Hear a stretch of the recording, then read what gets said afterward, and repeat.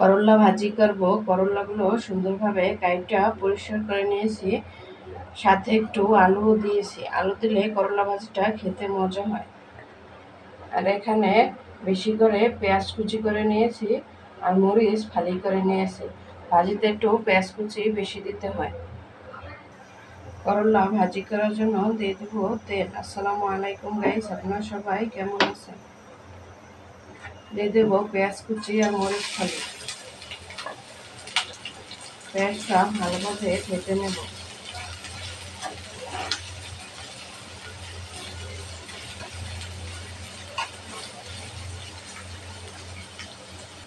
দিয়ে দিব একটু লবণ, তাহলে পেঁয়াজটা তাড়াতাড়ি ভাজা হয়ে যায়।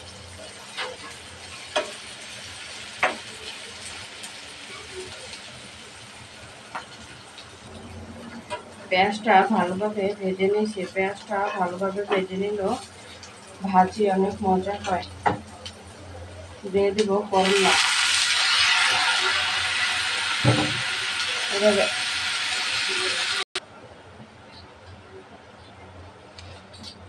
দিয়ে দেব লবণ,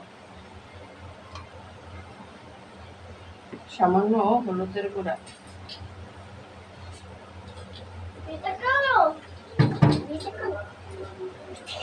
ভালোভাবে মিশিয়ে নেব।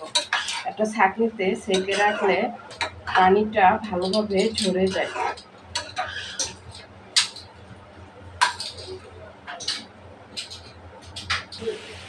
একটু নাড়াচাড়া করে নেব, নিচে যেন লেগে না যায়।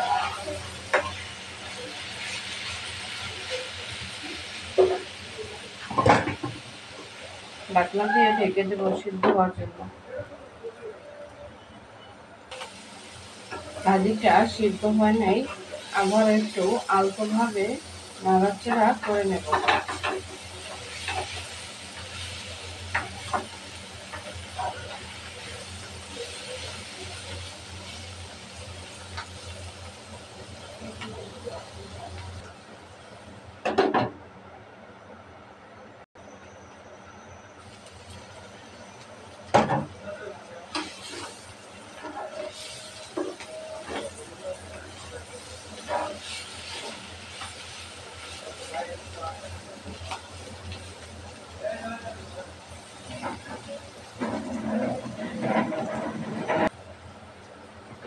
ভাজিটা হয়ে গেছে, দেখুন দেখতে কত সুন্দর লাগছে, খেতেও কিন্তু অনেক মজা হবে।